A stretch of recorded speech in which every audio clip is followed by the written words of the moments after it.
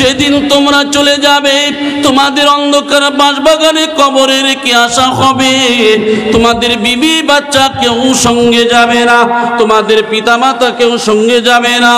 আল্লাহ পাক রব্বুল আলামিন জানিয়ে দিলেন, ওয়া নাহশুরুহুম ইয়াউমাল কিয়ামাতি আলা উজুহিহিম উমিয়াও বুকমান সুম্মান মাআহুম জাহান্নাম কুল্লামা খাবাত জিদনাহুম সাঈরা।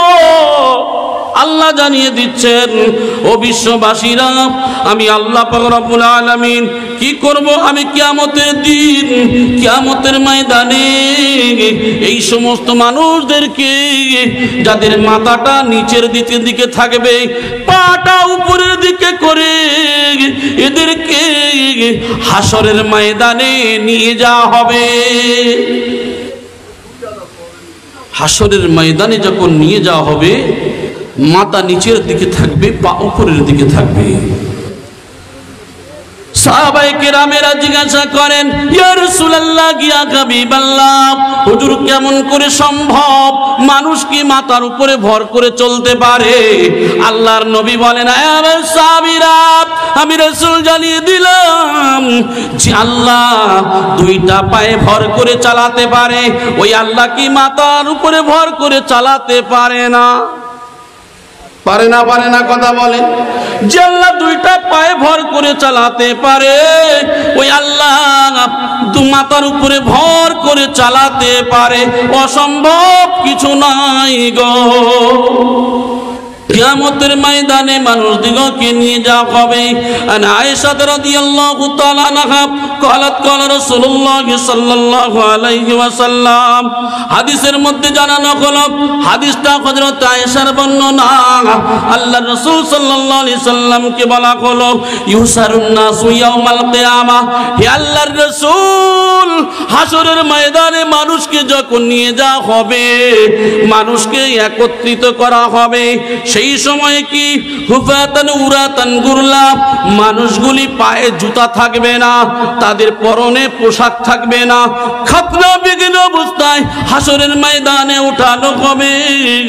ওই সময় বলা হলো, কুলতু ইয়া রাসূলুল্লাহ, হযরত আয়েশা বলেন, ইয়া রাসূলুল্লাহ, ইয়া হাবিবাল্লাহ, হুজুর সেই সময় কি আন-নিসা ওয়ার রিজালু জামিআ, ওয়া আল্লাহর নবী, আল্লাহর রাসূল, সেই সময় কি বেটা ছেলে আর মেয়ে ছেলে সবাই কি উলঙ্গ অবস্থায় থাকবে? হাসরের ময়দানে যখন থাকবে উলঙ্গ অবস্থায়, ন্যাংটা অবস্থায়, বেটা ছেলে এবং মেয়ে ছেলে উভয়ই কি থাকবে? আল্লাহর নবী জানিয়ে দিলেন, আল্লাহর রাসূল বলেন, ও বিশ্ববিবি আয়েশা রে, ওই দিনটা এমন একটা দিন, যে দিনটা হলো বেটা ছেলে এবং মেয়ে ছেলে হাসরের ময়দানে একত্র হয়ে থাকবে। আয়েশা, ওই দিনটা এত কঠিন দিন, যেই দিন একে অপরের দিকে তাকানোর সুযোগ হবে না। হাসরের ময়দানটা কেমন কঠিন! হাসরের ময়দানটা এত কঠিন, যেদিন সূর্য মাথার উপরে আসবে, ওই সূর্যের তাপ একটা মুখ দিয়ে নয়, 12টা মুখ দিয়ে যেদিন তাপ দেবে, সূর্যের ওই যে তাপটা একটা মুখ দিয়ে 930 কোটি মাইল দূর থেকে যে সূর্যের তাপ দেয়, ওই তাপে আমরা এসি ব্যবহার করি, এয়ার কন্ডিশন ঘর ব্যবহার করি, ফ্রিজের পানি ব্যবহার করি। ও আল্লাহর বান্দা, একবার কি হুঁশ নাই? ওই সূর্য মাথার উপরে আসবে, যে সময় আমার আপনার মাথার উপরে এসে একটা মুখ নয়, দুইটা মুখ নয়, এই যে 12টা মুখ দিয়ে যখন তাপ দেবে, সেই সময় মাথার চাঁদি ফেটে চৌচির হয়ে যাবে। সেই সময় মাথার ঘিগুলো টকবক করে ফুটতে ফুটতে নাক কানের ছিদ্র দিয়ে বেরিয়ে যাবে। ও বিবি আয়েশা, সেই দিনটা এত কঠিন দিন, কেউ কারোর দিকে তাকাবে কেমন করে? যেদিন মানুষগুলো চিন্তায় নিজের আঙ্গুলগুলো চিবিয়ে খেয়ে ফেলতে ফেলতে নিজের কনুই পর্যন্ত চিবিয়ে খেয়ে ফেলবে। ও বিবি আয়েশা, ওই দিনটা এত কঠিন দিন, দিন মানুষ মানুষের দিকে কেমন করে তাকাবে। নিজের চিন্তা ইয়া নফসি করতে করতে এত ঘাম ঝরবে, এত ঘাম ঝরবে, 50,000 বছর মানুষগুলি দাঁড়িয়ে থাকবে ঘাম ঝরতে ঝরতে ঝরতে ঝরতে, যে কারোর কোমর পর্যন্ত, কারোর আপনার টাকনু পর্যন্ত, হাঁটু পর্যন্ত, কোমর পর্যন্ত, কান্না পর্যন্ত, কান পর্যন্ত, কেউ ঘামের সাগরে হাবুডুবু খেতে থাকবে।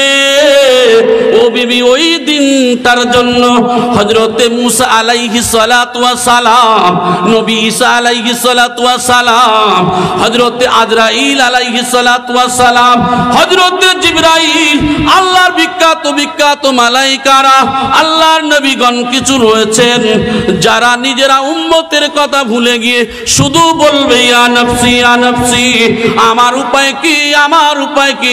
সেই দিনটা কত কঠিন, সেদিনটা কত কঠিন, যে সময় কেউ সাহায্যকারী থাকবে না, ওই দিনটা বড় কঠিন দিন। তাই বলি গো আয়েশা, ওই কিয়ামতের ময়দানে মানুষগুলিকে উপস্থিত করা হবে, মানুষদেরকে বিচার তো নেওয়া হবে, বিচার নিতে নিতে আরো কত হাজার বছর কেটে যাবে সেটা আল্লাহই ভালো জানে। যেদিন বিচার দিনের আমার আল্লাহ বিচারের কাঠগড়াতে নিজে হাকিম হবেন, নিজে বিচারক হয়ে বিচার করবেন, ওই দিনকে বিচারের স্থলে সেদিনকে দেখবেন না এত ধনী ছিল, এ দেশের পার্টির নেতা ছিল, এ এত বড় প্রধানমন্ত্রী ছিল, এ মুখ্যমন্ত্রী ছিল, এ এমন হুজুর